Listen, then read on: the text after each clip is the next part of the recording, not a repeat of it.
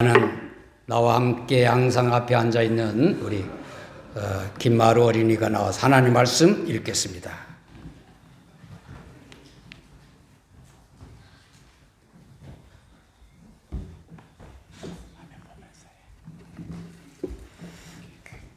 예수 그리스도의 나심은 이러하니라. 그의 어머니 마리아기 요셉과 야곱하고 동거하기 전에 성령으로 잉태된 것이 나타났더니 그의 남편 요셉은 외로운 사람이라 그리 드러내지 아니하고 가만히 끊고자 하며 이 일이 생각할 때에 주의 사자가 현몽하여 이르되 다원의 자손 요셉이 내 아내 마리아의 데려오기를 무서워하지 말라. 그의 영체된 자는 성령으로 된 것이라. 아들은 낳으리나 이름을 예수라 하는 이는 그가 자기 백성을 그들의 죄에서 구원할 자이시리라 하니라. 이 모든 일이 된 것은 주께서 선지자로 하신 말씀을 이루려 하심이 이르시되 보라 처녀가 잉태하여 아들을 낳을 것이요 그의 이름은 임마누엘이라 하리라 하였으니 이름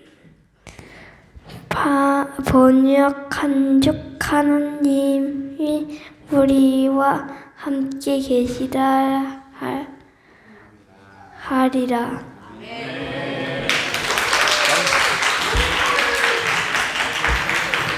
너무나 어려운 걸 잘 읽었죠? 박수해 주시고 주일학교로 가시기 바랍니다. 할렐루야, 잘 지내고 계시죠? 기도해 주셔서 저희는 이사 잘 했습니다. 기도해 주신 분들께 감사드리고 지난 수요일에 집 내리는 걸 도와준 우리 청년 삼총사 광희, 예언, 수인에게 특별한 감사를 드립니다. 그날 아주 덥고 짐도 많았는데 1시간도 안 걸려서 트럭 한 대 짐을 다 내렸어요. 냉장고 2개, 피아노까지. 대단하죠? 이들을 비롯한 다음 세대 청년들의 앞길을 위해서 기도 많이 해주시기 바랍니다. 이들이 진롱의 소망인 줄로 믿습니다. 아멘. 지난 시간부터 마태복음을 우리가 나누고 있죠. 마태복음 좀 읽어보고 계십니까? 사실 이 30분도 안 되는 설교 시간은 시식 코너의 음식 같은 수준이다 라고 생각을 합니다. 거기서 맛보기를 했다면 그걸 사다가 집에서 제대로 해 먹어야죠. 집에서 매일 제대로 된 식사를 하지 않고 시식 코너 음식으로만 먹고 살려고 하면 영양실조 걸리겠죠. 여러분이 만약에 일주일에 1시간 교회에 앉아 있는 이것으로 신앙생활을 해 나가려면 영적인 영양실조가 걸릴지도 모르겠습니다. 교회에 있지 않은 다른 모든 시간들, 집, 직장, 그리고 오가는 모든 시간들에 어떤 영적인 영양분을 섭취하는지가 여러분의 신앙 건강을 좌우할 것입니다. 전에 말씀드린 이 말씀의 손 기억하시기 바랍니다. 듣기, 읽기, 공부, 암송, 그리고 묵상. 이 성경책이 여기 있는데, 자, 듣기만으로 성경책을 잡기 어떻겠어요? 서커스 수준이겠죠. 이 네 손가락은 묵상이란 엄지와 함께 해야 함을 잊지 마시기 바랍니다. 잠깐을 들었어도 깊이 묵상하면서 들었다면 어느 정도 붙잡을 수 있겠죠. 나에게 어떤 부분이 부족한지 생각해보고 그 부분들에 더욱 힘쓰는 우리 모두 되기 바랍니다. 그래서 이 험한 세상 주님의 말씀을 잘 붙잡고 승리하는 모든 교회 가족들 되기를 예수님 이름으로 축원합니다. 아멘. 이 마태복음 1장은 이 족보 때문에 읽기가 힘들죠. 낳고. 그런데 이 족보는 유대인들에게 새롭고 놀랍고 충격적인 족보다라고 말씀드렸죠. 우선 여자가 유대 족보에 들어가지 않는데 몇 명 들어갔다고요? 5명, 마리아까지. 이방인인 룻, 가늠한 우리아의 아내, 기상이자 창기였던 라합, 시아버지를 속여 동침하고 아이를 낳은 다말, 그리고 다른 사람들 눈에는 미혼모로 보였을 마리아. 당시 율법대로 하면 미혼모 어떻게 됩니까? 돌에 맞아 죽지요. 이건 좀 이따가 다시 한 번 더 생각해 보겠습니다. 여자들, 그것도 놀랍고도 비정상적인 자격 없어 보이는 사람들이 그 족보에 포함된 것은 세리였던 마태 자신의 자격 없음을 반영한 것이 아닐까 말씀을 드렸습니다. 그래서 동족들의 온갖 멸시와 비난을 받으면서 로마와 자기 배를 위해서 열심히 세무 자료를 기록했던 그 손으로 예수님께서 구약을 성취하시면서 오신 메시아임을 성실하게 조직적으로 기록을 했다라고 말씀드렸죠. 우리도 주님 은혜를 받을 자격 없는 자들임을 늘 기억하고 쉽게 다른 사람들 판단하거나 정죄하지 않기 바랍니다. 자격 없는 자에게 베푸시는 왕의 호의가 은혜라는 것을 늘 기억하고 찬양하면서 주님 은혜가 우리 삶을 통해서 보여지기를 간절히 축원합니다. 아멘. 이 마태의 족보는 여자들이 포함되었다는 것을 보기 전에도 독특하다는 것을 유대인들은 미리 알아차렸을 것입니다. 왜냐하면 구약과 다르거든요. 창세기 5장에 아담의 족보가 나옵니다. 기니까 제가 대충 읽어드릴게요. 아담은 셋을 낳은 후에 800년을 지내며 자녀들을 낳았으며 그는 930세를 살고 죽었더라. 셋은 105세에 에노스를 낳았고 에노스를 낳은 후 807년을 지내며 자녀들을 낳았으며 그는 920세를 살고 죽었더라. 에노스는 90세에 게난을 낳았고 게난을 낳은 후 850년을 지내며 자녀들을 낳았으며 그는 905세를 살고 죽었더라. 게난은 70세에 마할랄레를 낳았고 마할랄레를 낳은 후 840년을 지내며 자녀들을 낳았고 그는 910세를 살고 죽었더라. 마할랄렐은 65세에 야렛을 낳았고 야렛을 낳은 후 830년을 지내며 자녀를 낳았으며 그는 895세를 살고 죽었더라.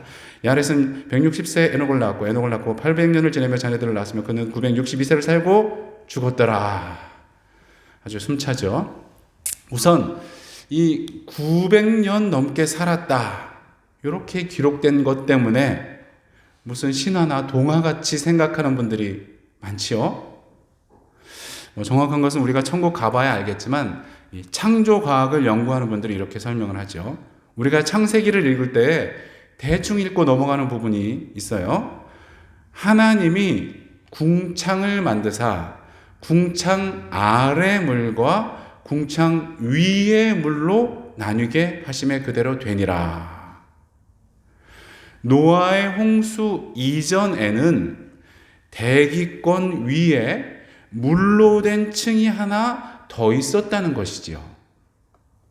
그래서 거대한 캐노피처럼 지구를 둘러싸고 있었고 그것이 바로 우주에서 오는 해로운 우주파들을 흡수했다라는 설명입니다. 이것을 수증기 캐노피 모델이라고 부르죠. 이 우주라는 것 정말 신비롭지 않습니까?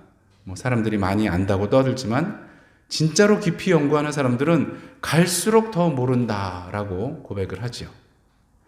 우주에서 지구로 들어오는 파동 혹은 파장들이 많이 있는데 대표적인 것이 감마선, 자외선 같은 것이라고 하죠.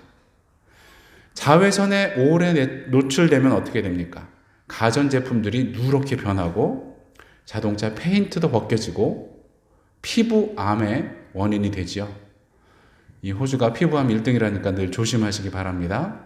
근데 또 뭐 선스크린에 발암 물질이 있다. 뭐 그러니까 또 모자 잘 쓰시고 뭐 긴팔이나 팔토시 하시기 바랍니다. 여하튼 이 궁창 위의 물이 해로운 우주파들을 막아주고 기온을 비교적 온화하게 유지해서 사람이 900살까지 살 수 있지 않았냐 추정을 하는 것이죠. 결론적으로 성경에 쓰여진 얘기들을 믿느냐 아니냐는 믿음의 문제이고 신앙적 용기의 문제다라고 생각을 합니다. 온 우주 만물을 말씀으로 창조하신 하나님의 전능하심을 신뢰한다면 사람이 900살 아니라 2000살을 살았다고 기록되어 있어도 믿을 수 있겠죠. 성경을 확실하게 믿고 그 내용을 용기 있게 선포하는 우리 모두가 되기를 간절히 축원합니다. 자, 다시 족보로 돌아와서 아까 읽어드린 창세기 족보는 누가 누굴 낳고 얼마 살다가 죽었다. 계속 반복되죠. 죽었다. 그런데 마태의 족보는 어떻습니까? 낳고 죽었다를 다 빼버렸네요. 그 사람들이 영원히 살고 있는 것도 아닌데 왜 이렇게 썼을까요?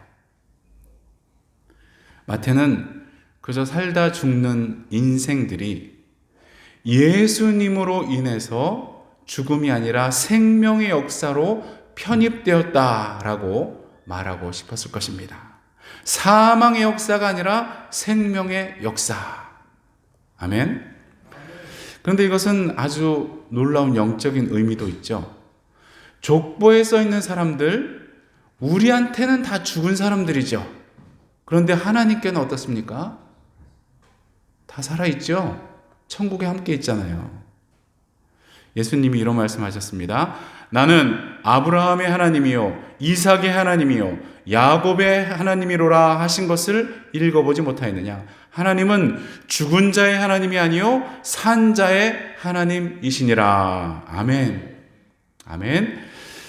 여러분, 제가 사두개인 잠깐 말씀드렸었죠. 당시에 성전을 장악하고 있었던 그 사람들. 그 사두개인들은 부활을 믿지 않는데 구약 율법에 뭐가 있냐면 형이 결혼을 했는데 애 없이 죽으면 동생이 그 형수와 결혼해서 대를 이어라 라고 하는 계대 결혼이라는 게 구약에 있어요. 그걸로 사두개인들이 예수님을 공격하려고 희한한 질문을 합니다. 7 형제가 있었는데 큰형이 결혼하고 애 없이 죽어서 동생이 형수와 결혼을 했고 그 동생도 또 죽어서 밑에 동생이 형수와 또 결혼하고 그걸 계속 반복했다는 거죠. 그러면서 부활 때 그 여자는 누구 부인이냐? 이런 질문을 합니다. 그때에 예수님께서 니들은 하나님을 오해하고 있다라고 말씀하시면서 하나님께는 아브라함, 이삭, 야곱이 다 살아있다라고 놀라운 말씀을 하시죠. 하나님은 산자의 하나님이시고 생명의 근원이 되시는 줄로 믿으시길 축원합니다. 아멘. 그렇죠. 인간은 이 땅을 떠나면 그냥 끝인 것 같아 보이지만 사실 영원한 존재죠. 예수님을 믿는 사람들은 천국에서 영원히 복락을 누리지만 그렇지 않은 사람들은 지옥에서 영원히 고통을 당하는 줄로 믿습니다. 그러니까 어떻게 전도하지 않을 수가 있겠습니까? 그냥 놔두면 낭떠러지로 떨어질 것을 알면서도 아무 말도 안 한다면 아주 나쁜 놈이겠지요. 우리가 그런 나쁜 놈 되지 않기를 바랍니다. 기회 있을 때마다 기도하면서 성령님의 인도하심 또 지혜 주심에 따라서 전도해서 우리 주위 사람들을 생명의 족보로 초청하는 우리 모두가 되기를 간절히 바랍니다. 아멘. 이 마태가 그 족보를 통해서 선포하고자 하는 것은 예수님이 바로 유대 언약의 성취가 되시고 유대 역사의 완성이 되신다라는 것이죠. 예수님은 유대의 역사뿐 아니라 모든 인류 역사의 주인공이 되시고 새로운 역사의 장을 여신 줄로 믿습니다. 여러분, 역사를 둘로 나누는 기준 뭡니까? BC 기원전과 AD 기원후가 나뉘는 것은 바로 예수님이시죠. Before Christ, 예수님 이전. AD는 라틴어예요. Anno Domini라고 해서 영어로는 In the year of the Lord, 주님의 해라는 그런 뜻이죠. 인류 역사 중 가장 중요한 사건은 바로 예수님의 오심인 줄로 믿으시길 바랍니다. 지혜 아무리 큰 영토를 갖고 날아가는 새도 떨어뜨리는 권력을 가졌던 왕들, 황제들, 예수님에 비하면 아무것도 아니죠. 여러분, 진시 황제 아시죠? 영원히 살고 싶어서 얼마나 노력을 했습니까? 또 자기 사후에 자기를 지킬 군대를 만들어 놔가지고 지금도 엄청난 구경거리가 되지 않습니까? 무지무지 큰 무덤 속에다가 8,000명이 넘는 군사, 500마리 이상의 말, 130대의 전차를 진흙으로 만들었죠. 70만 명 넘게 동원을 했답니다. 얼마나 쓸데없는 짓에 무고한 사람들이 고생을 했습니까? 우리 예수님은 집 한 칸도 없고 오합지졸 제자들 몇 명 데리고 다니시다가 편지 한 장 남기지 않고 떠나셨지만, 우리 예수님을 경배하기 위한 경이로운 건축물들은 전 세계에 넘쳐나고 예수님에 관한 책들이 도서관마다 가득 차 있고 또 셀 수 없이 많은 사람들이 예수님을 생명의 구세주로 섬기며 경배하고 예수님을 위해 삶을 드리는 줄로 믿습니다. 그런 위대하신 예수님을 주님으로 모신 우리는 행복한 사람인 줄로 믿습니다. 주위분들과 한번 인사해 볼까요? 우리는 행복한 사람들입니다. 우리는 행복한 사람들입니다. 인사를 하시라니까요. 가만히 계시지 말고. 우리는 행복한 사람들입니다. 아멘. 그런데 그렇게 놀라우신 예수님께서 세상에 오시는 과정, 너무나 놀랍고 너무나 아슬아슬합니다. 왜요? 처음에 말씀드렸듯이 동정녀, 처녀인 마리아의 몸을 통해서 오셨기 때문이죠. 당시 유대인들의 결혼은 보통 세 과정을 거쳤다고 합니다. 약혼, 정혼, 결혼. 옛날 한국에서도 그랬듯이 동네 어른들이 서로 얘기를 하는 거죠. 네 집 아들, 딸이 건강하고 똑똑해 보이니까 나중에 우리 결혼시키자. 그런 걸 약혼이라고 불렀다고 하고, 한국에도 옛날엔 다 중매 결혼이었잖아요. 그래서 남편 얼굴도 못 보고 첫날 밤 치렀다는 얘기도 있었고, 그 다음에 정혼이라는 단계가 있는데, 이것은 당사자들이 결혼하기로 제대로 언약을 하고 양가에서 받아들여진 상태입니다. 남자가 약혼녀의 아버지에게 지창금을 내고 같이 언약식을 한다는 것이죠. 같이 살지는 않지만 부부가 된 것과 같은 법적인 효력이 있었다고 하는 것이죠. 정혼 후에 1년여간 남자는 약혼녀와 살 준비를 하러 본가로 돌아간다는 것이죠. 주로 살 집을 준비했다고 합니다. 1년이 될 즈음 결혼식을 성대하게 준비해서 7일간 파티를 한다고 하죠. 근데 신랑이 언제 올지 모르기 때문에 신부는 늘 정결하고 깨어있는 삶을 살아야 했다고 합니다.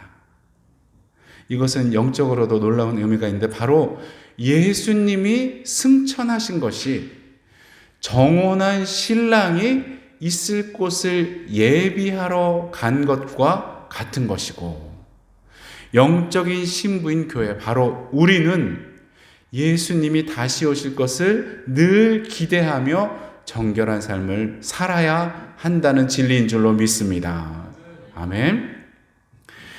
오늘 본문에서 마리아가 요셉과 약혼하고 동거하기 전에 라는 분이 바로 이 정혼을 한 상태인 것이죠. 우선 요셉의 입장에서 좀 같이 생각을 해볼까요? 요즘은 하도 세상이 희한해져서 자기 아내를 다른 사람한테 빌려주고 셋이 파티를 하는 그런 사람도 있다지만, 자기 약혼녀가 임신을 했다, 그런 소식을 들었을 때 어땠을까요? 여러분 같으면 어떠셨겠어요? 그럴 수도 있지 그러면서 담담한 사람 있겠습니까? 너무나 큰 실망감, 배신감, 그리고 분노에 몸을 떨었을 것입니다. 그럴 때에 유대 남자들이 할 수 있는 것은 두 가지 방법이었다고 하죠. 이혼 증서를 써주고 파혼을 하거나 이 애는 내 애가 아니다 라고 사람들한테 알리고 그녀가 돌에 맞아 죽도록 할 수 있다는 것이죠. 구약에 간음을 하거나 강간을 한 자에 대한 지침이 명확하기 때문에 그것을 따르는 것은 의로운 일이다 라고 여겨졌을 것입니다. 한국도 그렇지만 유대 사회도 명예와 수치가 너무나 중요한 덕목이었기 때문에 남자와 그 결혼을 수치스럽게 하는 여자는 죽어 마땅하다 생각했죠. 그래서 요셉이 느낀 실망감, 배신감, 그리고 분노에 따라서 말 한마디만 했다면 마리아는 돌에 맞아 죽고 태중의 아기도 죽었겠죠. 그렇지만 뭐라고 기록되어 있습니까? 요셉은 그를 드러내지 아니하고 가만히 끊고자 하여 이 일을 생각하고 있다라고 써 있죠. 왜 그랬을까요? 저를 비롯한 많은 목사님들의 의견은 사랑했기 때문에 입니다. 사랑했기 때문에 그렇게 조용히 끝내려고 했을 것이다. 지금처럼 이렇게 먼 지역에 있는 사람과 연애를 해서 결혼하던 시절이 아니었죠. 그래서 아마 둘은 같은 동네에서 자랐을지도 모른다 얘기를 하죠. 그리고 지금처럼 40이 넘어서 결혼하는 것이 자연스러운 시절이 아니라 10대 초반 그냥 자녀 생산이 가능해지면 곧 결혼했을 것으로 봤기 때문에 15살 혹은 13살이나 12살까지 요셉과 마리아의 나이를 보고 있죠. 한국에도 그 고려시대 원나라의 처녀들을 조공으로 바쳐야 했던 때에 초혼 풍습이 시작되었는데 로마의 압제하에 있던 유대 땅도 별반 다르지 않았을 것입니다. 그래서 요셉과 마리아도 10대 초반에 이 풋풋한 사랑 관계에 있지 않았을까 생각을 하는 것이죠. 그래서 마리아가 죽게 되는 것을 볼 수 없었던 요셉은 조용히 파혼을 하려고 했다는 것이죠. 그런데 그때 무슨 일이 생겼습니까? 20절부터는 너무나 중요한 말씀이니까 한 번 더 읽으면 좋겠습니다. 20절부터 영어로 그냥 읽으셔도 되고 같이 한번 읽겠습니다. 이 일을 생각할 때에 주의 사자가 현몽하여 이르되 다윗의 자손 요셉아 내 아내 마리아 데려오기를 무서워하지 말라. 그에게 잉태된 자는 성령으로 된 것이라. 아들을 낳으리니 이름을 예수라 하라. 이는 그가 자기 백성을 그들의 죄에서 구원할 자이심이라 하니라. 이 모든 일이 된 것은 주께서 선지자로 하신 말씀을 이루려 하심이니 이르시되 보라 처녀가 잉태하여 아들을 낳을 것이요 그의 이름은 임마누엘이라 하리라 하셨으니 이를 번역한즉 하나님이 우리와 함께 계시다 함이라. 아멘. 갈등을 하고 있던 요셉에게 주의 사자 천사가 나타났죠. 아마 마리아에게 나타났던 가브리엘이겠죠. 뭐라고 했습니까? 아내 데려오기를 무서워하지 말라. 아니 어떻게 누구인지도 모르는 애를 뵌 여자를 편안한 마음으로 데려오겠어요? 나중에 그 남자가 나타나서 자기들에게 위협이 될지도 모르고 요셉의 아이가 아닌 걸 나중에 누가 알게 되면 엄청난 수치 가운데 살게 될 텐데 무서워하지 말고 데려오라고 합니다. 여기서 설명이 그쳤다면 좀 어려울 수도 있겠지만 더 자세한 설명이 이어지죠. 그 아이는 성령으로 잉태되었다. 성령으로 잉태되었다? 무슨 공사과학 영화도 아니고 공포 영화도 아니고 아이가 어떻게 영으로 잉태되었다. 이걸 믿을 수 있겠습니까? 우리는 너무나 이 과학 지상주의에 사로잡혀서 비과학적이다라고 하면 다 배척하죠. 창세기 또 성경의 기적들 다 비과학적이다라고 말하고 가르치니까 우리 교회 다니는 애들도 믿지 못하고 갈등하지 않습니까? 여러분 사람의 과학은 하나님의 전능하심에 비하면 유치원 수준임을 잊지 마시기 바랍니다. 현재 과학으로 설명하거나 증명하지 못하는 것이 너무나 많음을 기억해야 할 것입니다. 유대인들은 조상 아브라함의 이야기를 늘 들어왔기 때문에 그 부인 사라가 임신할 수 있는 나이를 지나서 기적적으로 이삭을 잉태했다라는 얘기를 기정사실로 믿었을 것입니다. 지금도 그렇잖아요. 과학적으로 임신할 수 없다 했는데 자연적으로 임신된 경우 얼마나 많습니까? 또 당신은 3개월 이상 살지 못한다 선고받은 사람들 중에 3년 아니 30년 넘게 사는 사람들 얼마나 많습니까? 하나님은 과학이나 의학을 뛰어넘는 분이심을 믿는 우리 모두가 되기를 축원합니다. 요셉은 성령으로 잉태되었다 이 말을 받아들인 것으로 보여지죠. 그리고 그 이름을 예수라 하라. 자기 백성을 죄에서 구원할 뿐이시다. 그 말씀에 유대인들이 그렇게 고대하던 메시아가 바로 마리아의 태중에 있을지도 모른다는 생각을 갖게 되었을 것입니다. 그리고 선지자 이사야로 하신 말씀이 성취되는 것이다 라고 하시니 가슴이 뛰었을지 모르겠습니다. 마리아의 태중에 있는 아기가 바로 임마누엘이 되신다고 하시니 벅찬 마음이 들었을지도 모르겠습니다. 왜입니까? 하나님이 우리와 함께 해주신다는 약속이니까요. 우리가 나눴듯이 이스라엘은 주변의 강대국들에 늘 어려움들을 당하고 또 나라가 완전히 망하고 400년간이나 선지를 통해서 하나님의 말씀이 없었기 때문에 하나님이 자기들을 떠났다라고 낭망하고 있었던 것이죠. 그런데 임마누엘 하나님께서 다시 우리와 함께 하시겠다라고 약속을 하시니 얼마나 소망스러운 말이었겠습니까? 우리도 그렇죠. 하나님께서 우리와 함께 하시면 그냥 모든 게 다 해결되지 않습니까? 아멘? 외롭거나 힘들 때 이 찬송 한번 불러보시면 좋겠습니다. 임마누엘이라는 찬송이 있어요. 임마누엘 임마누엘 그 이름은 임마누엘 우리와 함께하네 그 이름은 임마누엘. 아멘. 요셉이 그 천사의 말을 믿고 마리아를 데려오려 할 때 큰 용기가 필요했을 것입니다. 우리도 하나님 말씀에 순종하려고 할 때 큰 용기가 필요할 때도 있지요.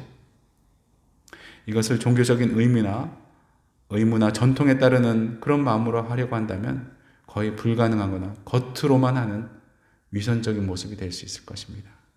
정말 주님의 임재 안에 성령께서 우리 마음과 생각을 다스려 주시는 그런 상태가 된다면 사람들의 눈을 두려워하지 않게 될 줄로 믿습니다.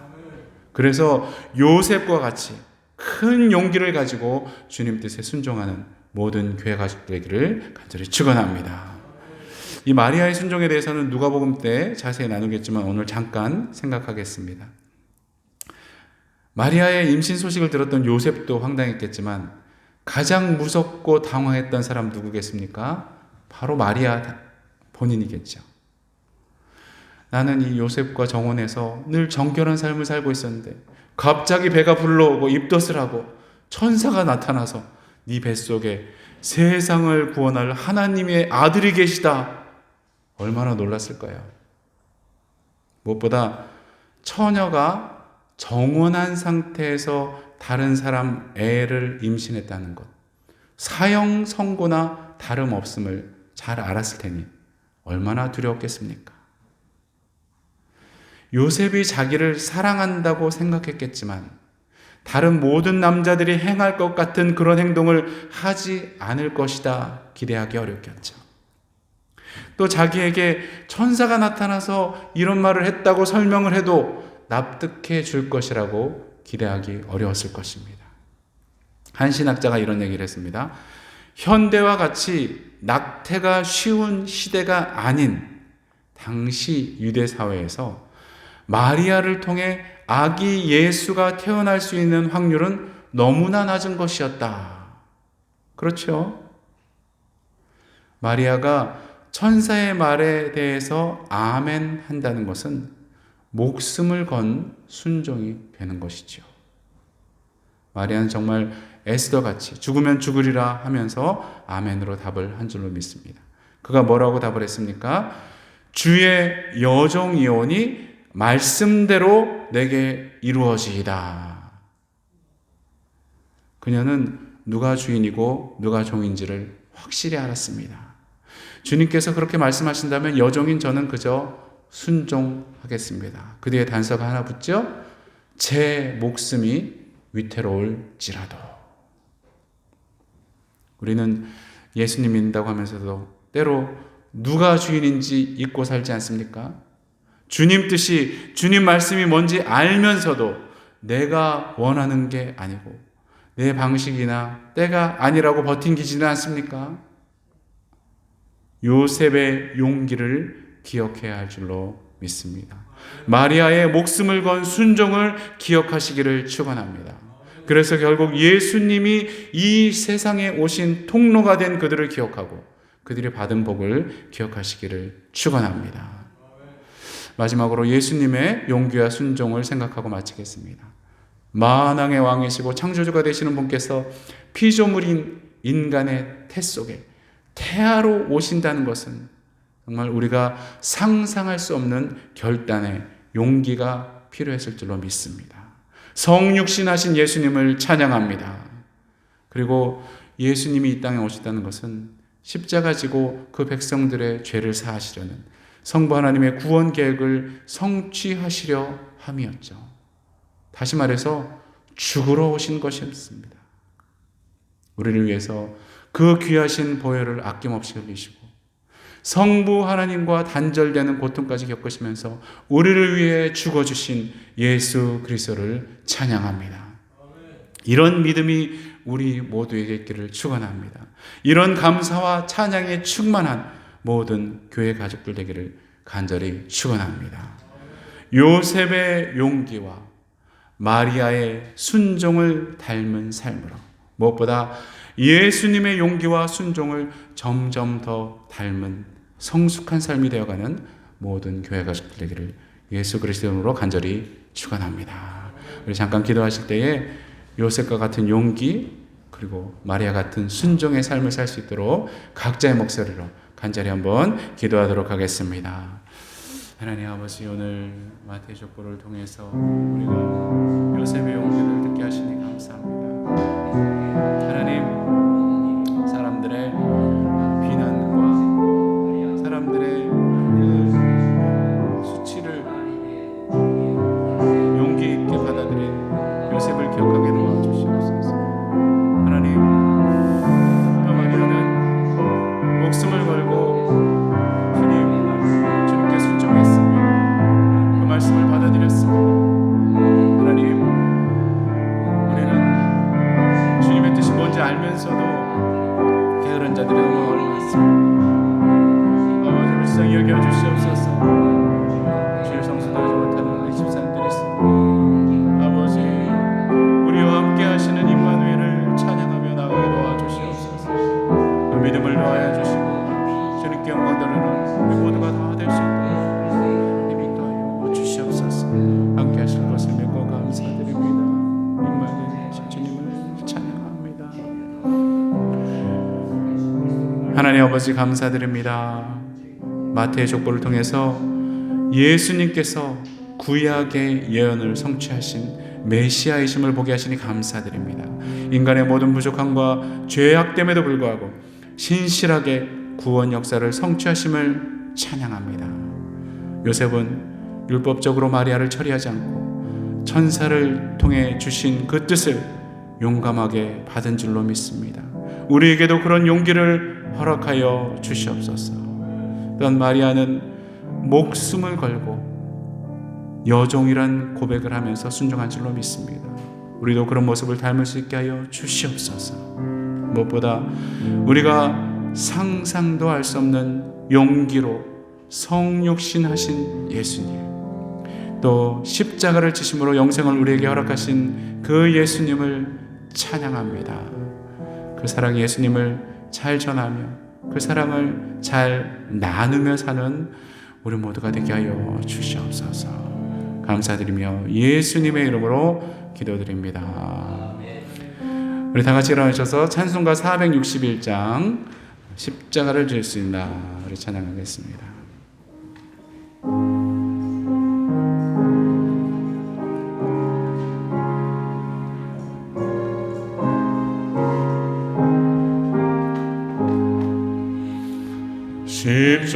십자가를 질 수 있나 주가 물어보실 때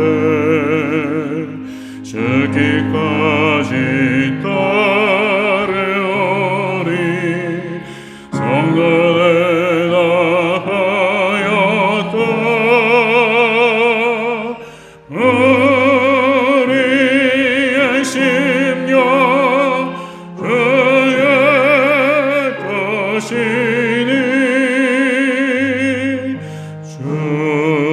주님의 형상 만드소서 주인도 따라 살아갈 동안 사랑과 충성을 바치오리다. 너는 기억하고 있나 그한 많은 강도를 내가 행하였을 때 나가 너락받았다 우리의 심령 주의 것이니 주님의 형상 만드소서 주인도 따라 살아갈 동안 사랑과 충성을 바치오리다. 걱정 근심